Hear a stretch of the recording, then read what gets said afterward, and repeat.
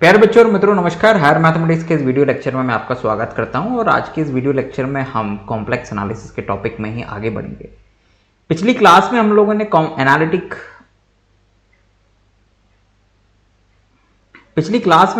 Analytic function और उससे related कुछ और भी क्वेश्चंस किए थे जो थोड़े से अलग टाइप के थे और एग्जाम पॉइंट ऑफ व्यू से इंपॉर्टेंट है। आज हम लोग आगे बढ़ेंगे और एनालिटिक फंक्शन को कंस्ट्रक्ट करना सीखेंगे। आपके मन में एक प्रश्न होगा कि भाई कंस्ट्रक्शन तो ठीक है, चलो मैं समझ रहा हूं, लेकिन what do you mean by construction? तो बहुत ही सिंपल सी बात है। देखो, जो कॉम्प्लेक्स वेरिएबल फंक्शन होता है f z is equals to, वो सामान्यतः u प्लस आई वी होता है, ठीक है ना। इस कॉम्प्लेक्स वेरिएबल में एक रियल पार्ट होता है, एक इमेजिनरी पार्ट होता है। तो अगर हम लोगों को फंक्शन को कंस्ट्रक्ट करना है बेसिकली, तो u और v ये दोनों हमें पता होना चाहिए। अब मान लीजिए कि आपके सामने एक ऐसा क्वेश्चन आए जिसमें आपको u गिवन हो और वो आपसे कहे कि भाई एफ जेड फाइंड करो, या फिर ऐसा क्वेश्चन आए जिसमें आपको v गिवन हो और वो आपसे कहे कि एफ जेड फाइंड करो, राइट। या फिर वो आपसे u गिवन हो, v फाइंड करने को कहे, या v गिवन हो, u फाइंड करने को कहे। तो इट मीन्स दैट कि एनालिटिक फंक्शन का कोई एक पार्ट अगर हमें गिवन हो तो दूसरा पार्ट निकालना पड़ेगा या डायरेक्ट एफ जेड निकालना पड़ेगा, ठीक है। हम लोगों को यही काम करना है। अब एनालिटिक फंक्शन फाइंड करना है, यानी कि अगर हमें कोई एक रियल या इमेजिनरी पार्ट दिया हुआ है तो उसके करस्पॉन्डिंग जो कॉन्जुगेट पार्ट होता है वो हम लोगों को निकालना है, ठीक है ना। या करस्पॉन्डिंग कॉन्जुगेट फंक्शन भी आप कह सकते हैं, क्योंकि किसी एनालिटिक फंक्शन में u और v दोनों एक दूसरे के लिए कॉन्जुगेट फंक्शन होते हैं। तो अगर u आपको गिवन है तो v उसके लिए कॉन्जुगेट फंक्शन है, और अगर v गिवन है तो u उसके लिए कॉन्जुगेट फंक्शन है विद्यार्थी। अब एनालिटिक फंक्शन को कंस्ट्रक्ट करने के लिए हमारे पास में दो प्रोसेस हैं बच्चों, दो मेथड्स हैं। मेथड नंबर 1 में आप लोगों को u या फिर v गिवन होगा और आप एफ जेड फाइंड करेंगे बच्चों, ठीक है ना। दूसरा मेथड जो है वो मिलनेज मेथड है, ठीक है ना, मिलनेज मेथड। इसमें आपको u या v दोनों में से कुछ भी गिवन होगा। मिलनेज मेथड में क्या है, u या फिर v कुछ भी गिवन होगा, लेकिन इन दोनों ही की मदद से आप डायरेक्ट एफ जेड फाइंड करेंगे इन टर्म्स ऑफ z। आप z के रूप में एफ जेड फाइंड करेंगे मिलने मेथड से, और यही बच्चों पॉपुलर मेथड भी है। इसी मेथड से हम ज्यादातर क्वेश्चंस को करेंगे। This is the popular method in analytic function, ठीक है विद्यार्थियों। लेकिन हम दोनों ही मेथड्स को समझेंगे कि हम लोगों को एक्चुअली इसमें करना क्या होगा। अगर हमें कोई एक मेथड बाय चांस अगर याद नहीं आया तो हमें करना क्या है, हम ये भी समझेंगे, ठीक है। तो आइए जरा सबसे पहले हम लोग प्रोसीजर को समझते हैं कि व्हाट हमें जो गिवन होगा उसके अकॉर्डिंग हमें फिर आगे कैसे बढ़ना है। तो सबसे पहला मेथड हम लोग यहां पे समझेंगे कि अगर किसी एनालिटिक फंक्शन का हम लोगों को रियल पार्ट गिवन हो और v फाइंड करना हो हमें, यानी कि रियल पार्ट गिवन है और इमेजिनरी पार्ट फाइंड करना है, ठीक है। तो जरा ध्यान दीजिएगा कि इमेजिनरी पार्ट मतलब कि v, और जो v होता है ना विद्यार्थियों, वो x और y का फंक्शन होता है। दोनों ही u और v दोनों ही x और y के फंक्शन होते हैं। तो यदि v को आप टोटल डिफरेंशिएट करेंगे तो dv इज इक्वल्स टू आएगा del v by del x dx plus del v by del y dy, ठीक है ना। ऐसा हम लोगों को दिया होगा, मतलब मिलेगा। ये टोटल डिफरेंशियल कोफिशिएंट है। अब टोटल डिफरेंशियल कोफिशिएंट अगर आपको नहीं आता है तो थोड़ा सा आप लोगों को इसके लिए मेहनत करनी पड़ेगी। टोटल डिफरेंशिएशन, ठीक है ना, ये एक कॉन्सेप्ट है, ठीक है ना। इसको थोड़ा सा आप चाहो तो सर्च कर लेना, है ना। इंपॉर्टेंट टॉपिक भी है, खासकर प्योर मैथमेटिक्स के बच्चे पढ़ते हैं, अप्लाइड मैथमेटिक्स के बच्चे कम ही पढ़ते हैं, लेकिन अच्छा टॉपिक है। आपको चीज़ों को समझने का मौका मिलेगा वहाँ पे बहुत हद तक, क्योंकि वहीं से आप ऑर्डिनरी डिफरेंशिएशन और पार्शियल डिफरेंशिएशन दोनों के कॉन्सेप्ट को समझ पाएंगे, ठीक है। So dv is equals to this, okay. Now CR equation की मदद से हम जो del v by del x है और del v by del y है इसको u में कन्वर्ट कर देंगे, क्योंकि हमें u गिवन है ना। तो जैसे ही हम लोग u में कन्वर्ट कर देते हैं तो del v by del x की जगह minus del u by del y आ जाता है, और del v by del y की जगह पर del u by del x आ जाता है। दिस इज इक्वेशन नंबर 1, ठीक है ना। अब इसमें हम आप क्या करते हैं, del u by del y को हम लोग with negative sign m substitute करते हैं और del u by del x को हम लोग n सब्स्टिट्यूट कर देते हैं। तो ये जो इक्वेशन नंबर 1 है ये कुछ इस तरह से आपके सामने आ जाता है। तो यहां पर m जो है वो del u by del y minus del u by del y है और n जो है वो del u by del x है।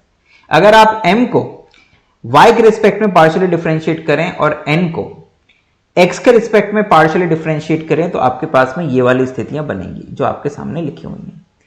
अगर आप दोनों के ये जो वैल्यू है, आप जानते हैं कि जो u है वो एक एनालिटिक फंक्शन का पार्ट है तो वो हार्मोनिक भी होगा, तो उससे ये वाली इक्वेशन सेटिस्फाई हो जाएगी बच्चों, है ना।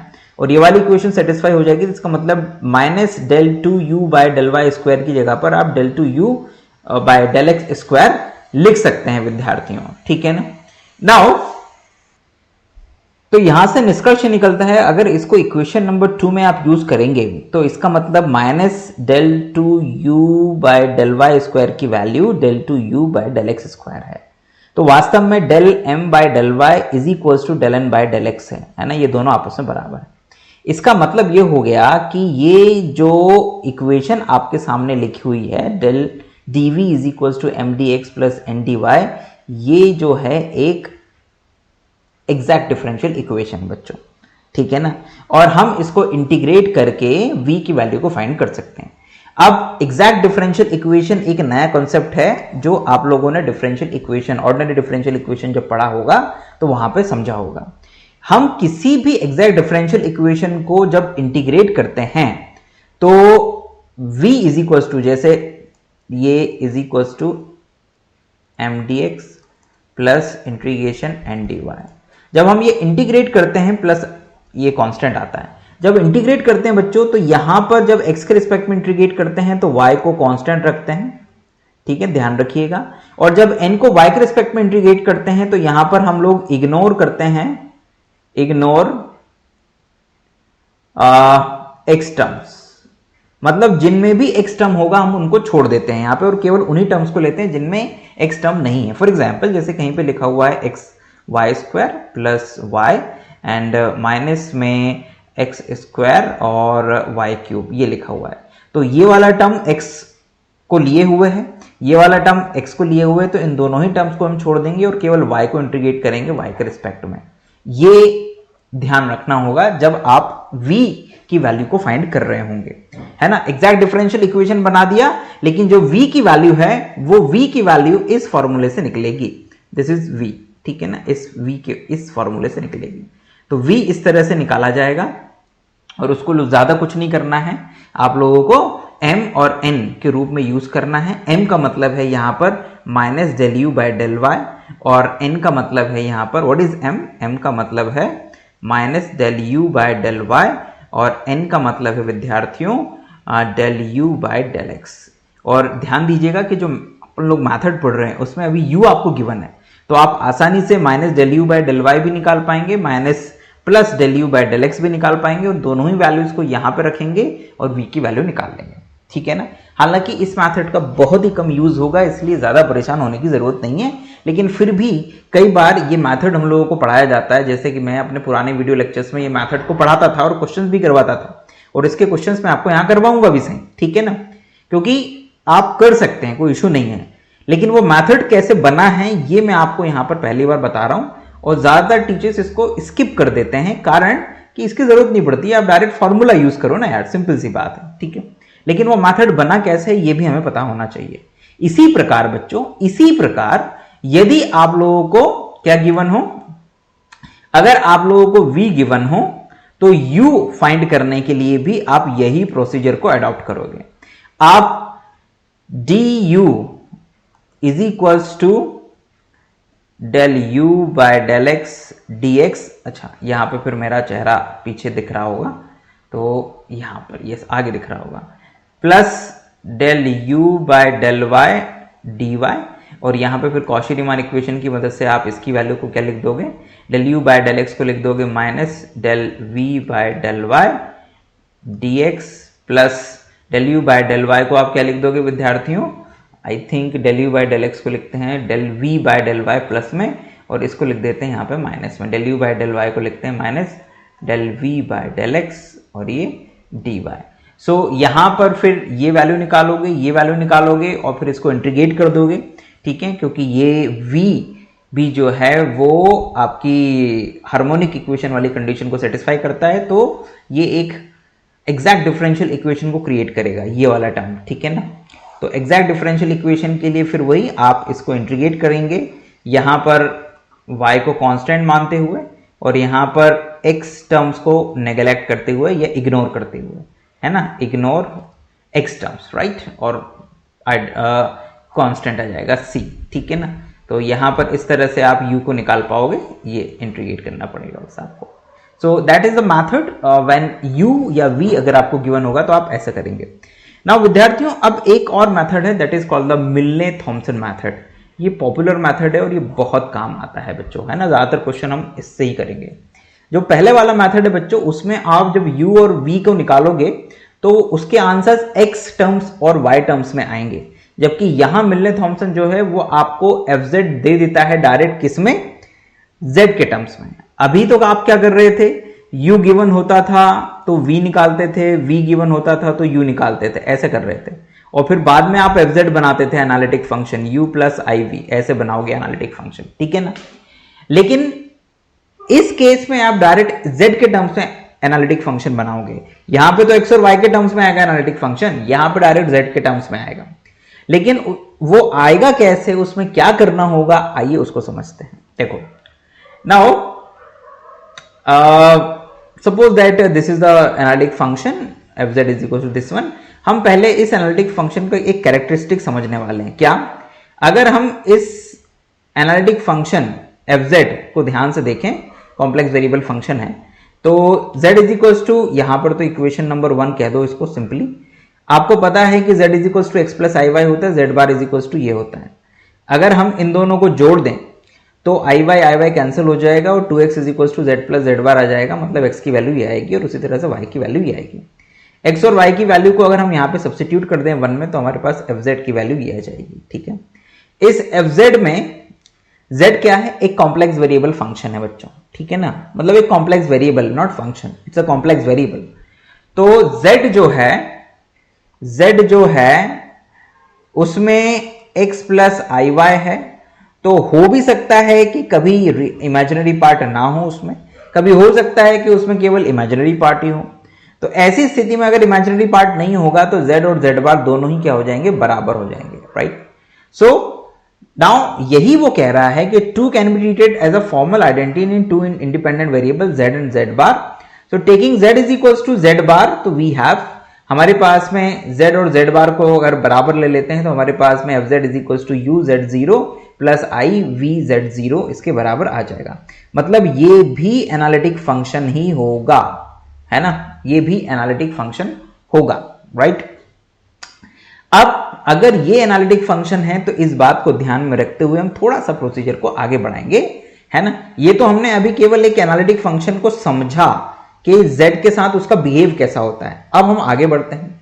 अब जरा भाई मान लीजिए कि ये हमारे पास में एक एनालिटिक फंक्शन है, ठीक है ना।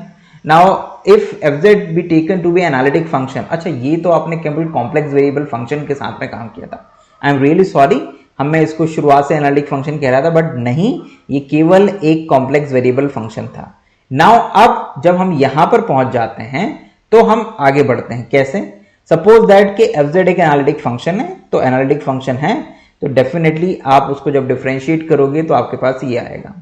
इसमें क्या कहते हैं, v को आप u में कन्वर्ट कर दीजिए, मतलब केवल u गिवन है ये मानते हुए, तो अगर u गिवन है तो पूरी इक्वेशन में u को ही यूज करेंगे, तो हमने del v by del x की जगह पर minus del u by del y लिख दिया, तो हमारे पास में f डैश z बराबर इतना आ गया बच्चों, ठीक है ना, by C R equation. Now del u by del x minus iota del u by del y ये हमारे सामने है। हम इस वाले टर्म को phi 1 xy मान लेते हैं, दूसरे वाले टर्म को phi 2 xy मान लेते हैं, ठीक है ना। Then 3 becomes, where is the 3, ये वाला है, आई थिंक यही 3 है, ठीक है ना। Then 3 becomes f dash z, ठीक है ना। f डैश z मतलब अगर हम इसी को ही z के रिस्पेक्ट में डिफरेंशिएट अगर करते तो f डैश z जो है वो कुछ ऐसा आता, क्या, it's a del u by del z plus iota del v by del z, ठीक है ना, एट यस ये हमारे पास में आता, ठीक है ना। तो ये हमारे पास में आता एंड देन इसके बाद में अब हमारे पास में f dash z is equals to ये वैल्यू आ गई है, ठीक है। तो विद्यार्थियों अब ये जो आपके पास में इक्वेशन आया है इसको आप चाहो तो थर्ड मान लो and del u by del x को फाई वन एक्स वाई एक function, del u by del y को एक दूसरा function phi two x y मान लिया, ठीक है। देन 3 मतलब यही इक्वेशन एफ डैश जेड जो है वो कुछ इस तरह से कन्वर्ट हो जाएगी, सिंपल सी बात है, वो कुछ ऐसे कन्वर्ट हो जाएगी। नाउ हम लोगों ने क्या किया था विद्यार्थियों, x की जगह पर क्या लिखा था, हम लोगों ने x की जगह पर लिखा था z प्लस जेड बार अब डिवाइड बाय 2 और y की जगह पे लिखा था z minus Z bar divide by 2i और फिर z is equal to Z bar जब किया था तो हमारा x बराबर z हो गया था और y बराबर 0 हो गया था, तो भी हम लोगों को एक fz की वैल्यू मिल रही थी इन टर्म्स ऑफ z। यही काम हम लोग यहाँ पर भी करेंगे इस 3 के साथ में। तो हमारे पास में f डैश z की जो वैल्यू है वो phi one z0 minus iota phi two z0 आ जाएगी, ठीक है। और अगर हम इसी आइडेंटिटी को इंटीग्रेट कर देंगे तो we will get the value of fz in terms of z with arbitrary constant c। ध्यान दीजिएगा कि ये जो फाई वन है ये del u by del x है, जो फाई टू है वो del u by del y है। इसका मतलब ये हो गया विद्यार्थियों कि यदि हम लोगों को एनालिटिक फंक्शन एफ जेड निकालना है तो हम लोगों को del u by del x निकालना पड़ेगा, उसको फाई वन नाम देना है, del u by del y निकालना होगा, उसको फाई टू नाम देना है और उसमें x की जगह पर z, y की जगह पर 0 लिख देना है और इंटीग्रेट कर देना है विद आर्बिट्ररी कांस्टेंट। जो भी फंक्शन निकलेगा विद्यार्थियों वो एक एनालिटिक फंक्शन होगा। अब यहाँ पे क्वेश्चन ये राइज होता है कि हम ऐसा क्यों कर पाए। बहुत ही सिंपल है कि हम लोगों ने ये वाली जो इक्वेशन को स्टडी करा था, ये इक्वेशन ये कहती है कि यदि आप u और v में x की जगह पर z, y की जगह 0 कर देंगे तो जो आपका fz है उसकी बनावट में, उसके कैरेक्टरिस्टिक्स में कोई अंतर नहीं आएगा, वो एनालिटिक फंक्शन ही बना रहेगा। यही चीज हम लोगों ने यहां पर भी करी विद्यार्थियों। तो वास्तव में ये जो चीज थी ये वाला और ये बिल्कुल एक जैसी चीजें थी बेसिकली, है ना। और हमने कॉची रीमान इक्वेशन से फिर उसको इस रूप में बदल दिया, तो इसकी कैरेक्टरिस्टिक्स भी वही बनी रहेंगी अगर इसमें हम x की जगह पर z और y की जगह पर 0 लिख दें। तो ये fz को बनाने का नया फॉर्मूला है। इसमें आपको बस ये ध्यान रखना है कि फाई वन क्या है और फाई टू क्या है, वो आपको यहां से दिख जाएंगे, ठीक है। और x की जगह z, y की जगह 0 लिखेंगे तो you will get the phi one and phi two और उसको इंटीग्रेट कर देंगे, z के रिस्पेक्ट में आंसर आ जाएगा। तो ये आप कब कर रहे हैं, जब आपको u गिवन है विद्यार्थी। अगर आपको इसी तरह से v गिवन हो तो आप f डैश z को पूरा का पूरा v में कन्वर्ट कर देंगे। जैसे ये f डैश z की वैल्यू है तो अभी आपने del v by del x को रखा था CR इक्वेशन से, अब del u by del x को रख देंगे तो पूरा v में कन्वर्ट हो जाएगा। सेम काम आप करेंगे, del v by del y को फाई वन मानेंगे, del v by del x को फाई टू मानेंगे, ठीक है ना। और उसके बाद में x बराबर z रख देंगे, y बराबर 0 लिख देंगे और फिर उसके बाद उसे इंटीग्रेट कर देंगे, आर्बिट्ररी कांस्टेंट लगा देंगे, you will get the function fz। आपके पास में fz की वैल्यू हो जाएगी, क्वेश्चन सॉल्व हो जाएगा, दैट्स ऑल। तो ये 2 कंस्ट्रक्शन मेथड्स हैं बच्चों, इसको अपने ध्यान में रखिएगा, बहुत ही काम की और अच्छी मेथड्स हैं और इसी से ही आपको पेपर में क्वेश्चन आने वाला है, ठीक। अब कुछ क्वेश्चन लेता हूं और उनको समझाने का प्रयास करता हूं तो आपको बहुत हद तक क्लियर हो जाएगी हर चीज, बिल्कुल पानी की तरह, ठीक है ना। कुछ क्वेश्चंस आप लोगों के लिए निकाल के रखे हैं, जैसे कि ये एक क्वेश्चन है, find a regular function whose imaginary part is, मतलब v आपको गिवन है। तो सपोज दैट कि this is the function, analytic function जो आपको फाइंड करना है और ये आपको v आपको गिवन है। अब v आपको गिवन है तो v के लिए आपने del v by del y पहले निकालना, ठीक है ना। इसको डिफरेंशिएट कर देंगे विद रिस्पेक्ट टू y, तो y के रिस्पेक्ट में डिफरेंशिएट करेंगे तो यहाँ पे प्रोडक्ट रूल लगेगा बस केवल, और बाकी एज इट इज आएगा। तो आपके सामने ये वाली स्थिति आएगी। मैंने यहाँ पे डायरेक्ट लिख दिया है, आप लोगों को क्रॉस चेक करके डिफरेंशिएट करके निकालना है। यही बेसिकली आपकी प्रैक्टिस भी है। ये मत सोचना कि सर तो बस इधर उधर से देख देख के सब कुछ बताते जा रहे हैं, नो। डिफरेंशिएशन करना ये 11th-12th में आप लोगों ने सीख लिया है। तो वो डिफरेंशिएशन अगर आपको यहाँ पे एक एक बिल्कुल बच्चे की तरह कर करके दिखाऊं तो इट डजंट मीन दैट कि मैं आपको सही चीज बता रहा हूं। नो, आपको वो चीज सीखनी है जो आपके काम की है। यहाँ पे कहना था डिफरेंशिएशन तो हम लोग कर लेंगे, आप तो बस आगे बताइए क्या हुआ। तो del v by del y आपने निकाला, उसको फाई 1 XY दिया। Del v by del x निकाला, ये उसकी वैल्यू आई विद्यार्थियों, आपने उसको नाम दिया क्या, फाई 2 XY। ठीक है ना, ये XY है, ये गलत लिखा हुआ है ना, फाई 2 XY। अब इन दोनों में ही आपने फाई 1 XY फाई 2 XY दोनों में ही x की जगह z, y की जगह 0 लिख दिया। तो फाई 1 Z0 की वैल्यू ये आपके पास आ गई, फाई 2 Z0 की वैल्यू 0 आ गई। जब आप x की जगह पर पहले z लिखेंगे, y की जगह पर 0, तो ये 0 हो जाएगा। cos y की वैल्यू होती है 1 और ये cos y की वैल्यू cos 0 की वैल्यू 1, तो ये e की पावर माइनस z माइनस 1, तो ये आपके पास में फाई 1 Z0 की वैल्यू। यहां पर y sin y 0 और ये y के कारण ये पूरा 0, तो मतलब ये सेकेंड वाला टर्म तो 0 हो जाएगा। ध्यान दीजिएगा कि आप लोगों को इमेजिनरी पार्ट गिवन था, मतलब v गिवन था। तो v गिवन होता है तो आप लोगों को क्या करना होता है विद्यार्थियों, जब v गिवन होता है तो this is the formula fz is equal to Milton Thomson method से integration phi 1 Z0 dz plus iota phi 2 Z0 dz। तो व्हाट इज फाई 1? फाई 1 मतलब v का y के रिस्पेक्ट में पार्शियल डिफरेंशिएशन, और उसमें x और z, x की जगह z और y की जगह 0, तो ये आ जाएगा। और this is del v by del x, उसमें भी आपको यही काम करना है, इंटीग्रेट कर देंगे। ये फाई 1 की वैल्यू लिख दी, फाई 2 तो 0 हो गया था और कांस्टेंट c, इसको इंटीग्रेट कर देंगे विद्यार्थियों फर्स्ट फंक्शन और सेकंड फंक्शन से। इसको फर्स्ट फंक्शन मानिएगा, इसको सेकंड। सॉल्व करेंगे, आपके पास में माइनस जेड ई की पावर माइनस जेड प्लस सी आ जाएगा। This is your answer. बहुत ही अच्छा क्वेश्चन है, आईएमपी क्वेश्चन है, इसको आप जरूर करिएगा। ठीक है, तो ये तो मिलने थॉमसन से हो गई। अब मैं आपको इसको एग्जैक्ट डिफरेंशियल इक्वेशन वाले मेथड से करके बताता हूं और देखते हैं कि क्या यही आंसर आ रहा है। Let's check it.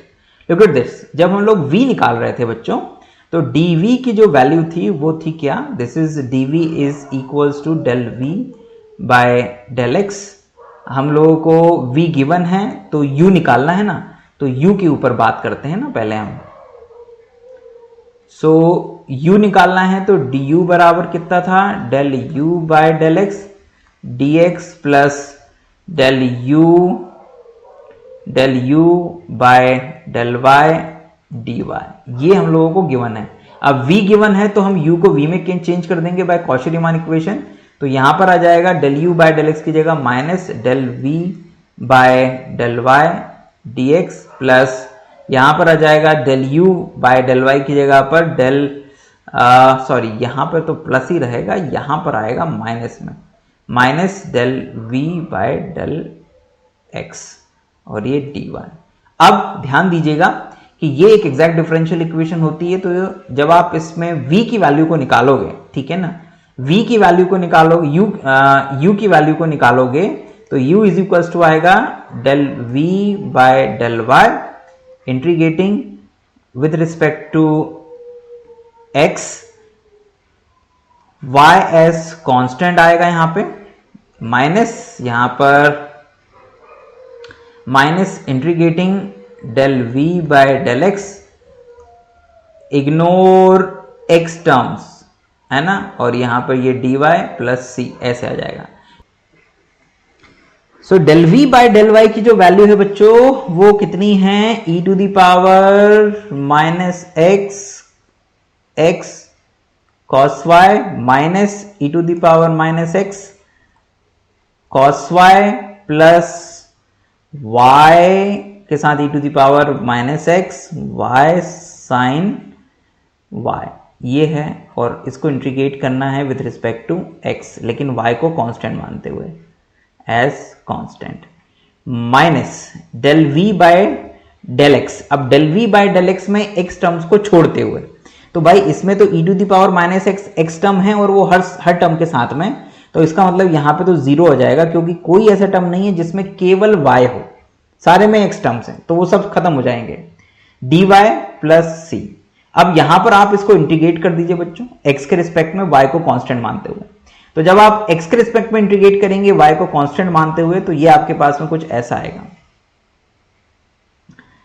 This is equals to, जैसे इसको इंटीग्रेट करेंगे तो cos y को तो बाहर कर दीजिए क्योंकि कांस्टेंट हो जाएगा, x e की पावर माइनस x को इंटीग्रेट करेंगे तो first function e to the power minus x minus first का डिफरेंशिएशन 1 और e to the power minus x का डबल इंटीग्रेशन, तो ये e to the power x minus में था, ये प्लस हो जाएगा, तो ये यही आएगा, ठीक है।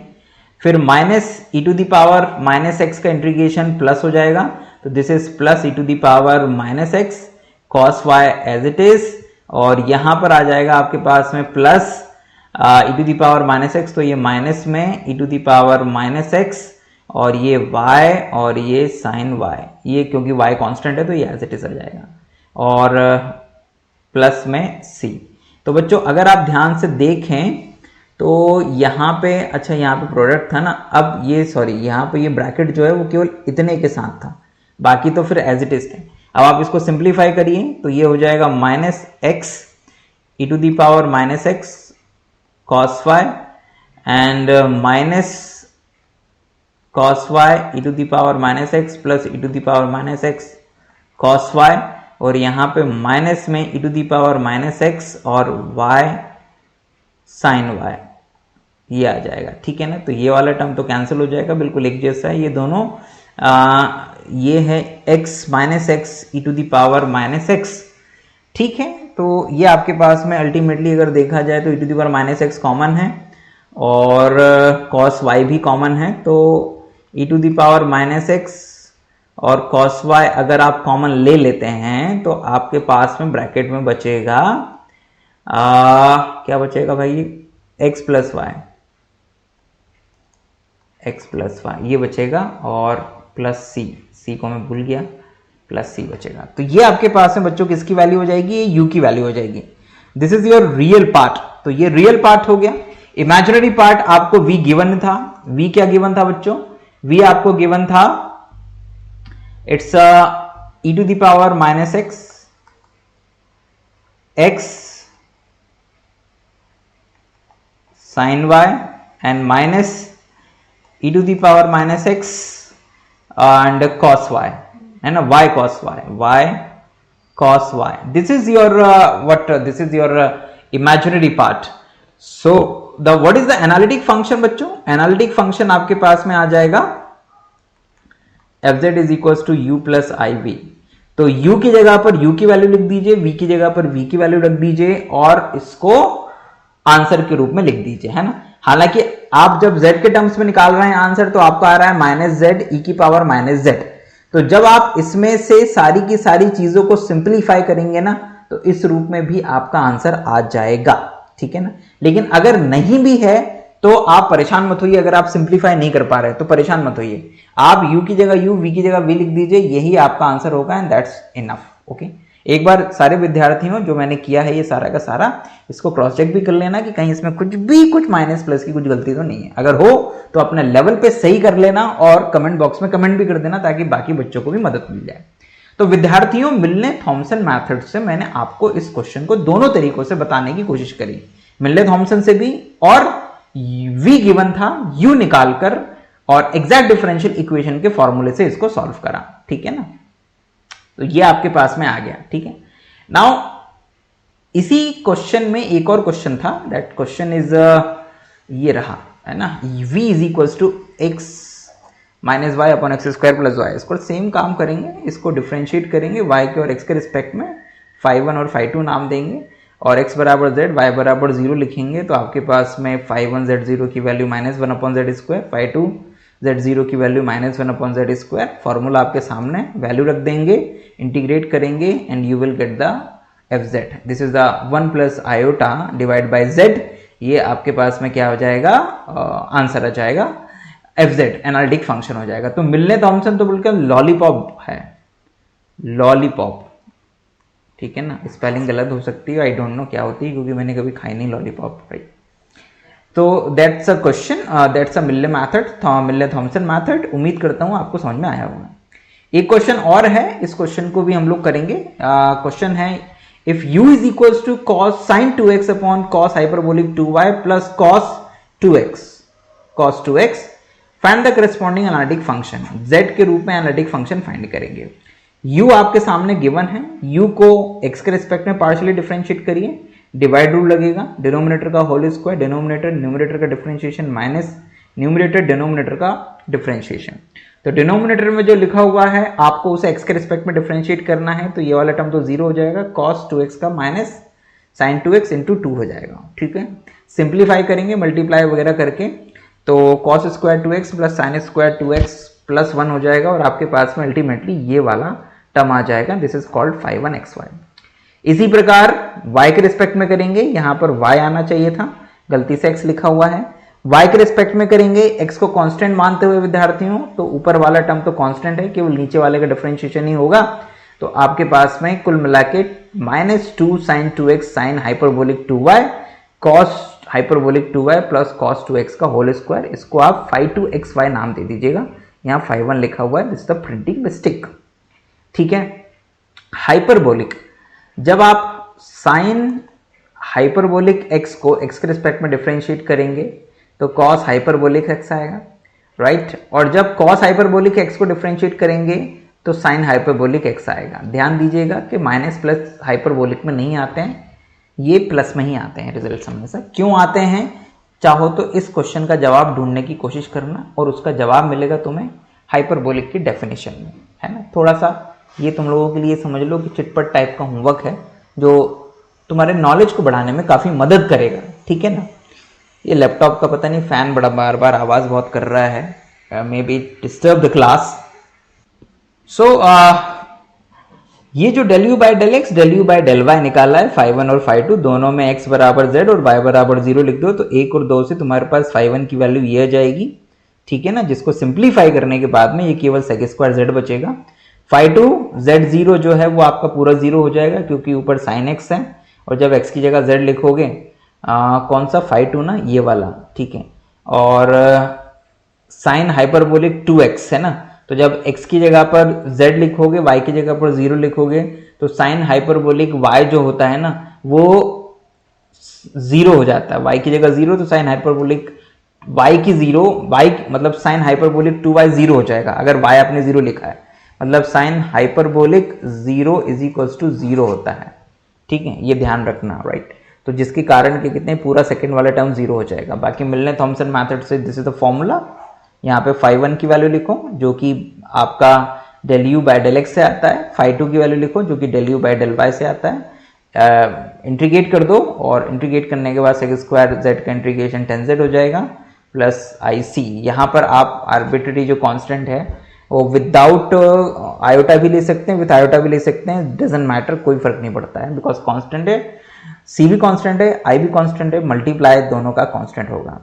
ये एक एनालिटिक फंक्शन फाइंड करना है जिसका रियल पार्ट आपके सामने आपको दिया हुआ है, और ये क्वेश्चन पुराने क्वेश्चन जैसा ही है, बस अंतर है कि नीचे माइनस आ गया है।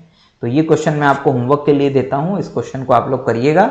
आपके सामने पूरा का पूरा जो क्वेश्चन है मैं उसको धीरे धीरे स्क्रॉल कर रहा हूँ, बस वहाँ पे sec स्क्वायर z आया था, यहाँ पे माइनस cosec स्क्वायर z आ गया है। ठीक है, तो इस क्वेश्चन को कर लीजिएगा, अच्छे क्वेश्चंस हैं और आपको पेपर में पूछे जा सकते हैं। आपको कोई और क्वेश्चन अगर आपकी बुक में मिलता है तो उसको आप ट्राई करेंगे मिलने थॉमसन मेथड से। तो यहाँ पे विद्यार्थियों जो एनालिटिक फंक्शन वाला पार्ट था वो लगभग खत्म हुआ। अब हम लोग नया टॉपिक शुरू करेंगे नेक्स्ट क्लास में जिसका नाम है कॉम्प्लेक्स इंटीग्रेशन। तो कॉम्प्लेक्स इंटीग्रेशन पहले पढ़ेंगे, है ना, पहले पढ़ेंगे कॉन्सेप्ट ऑफ कॉम्प्लेक्स इंटीग्रेशन। पहले तो कॉन्सेप्ट पढ़ेंगे सबसे पहले, तो फिर उसके बाद में हम लोग आ जाएंगे कॉशीज थ्योरम्स के ऊपर, जो दो थ्योरम्स है, एक कॉशी थ्योरम है और एक कॉशीज इंटीग्रेशन फार्मूला है, नहीं यार, हाँ, कॉशीज इंटीग्रल फार्मूला है। फिर उसके बाद में रेसिडी थ्योरम भी, ये फलाना फलाना बहुत सारी चीज़ें हैं।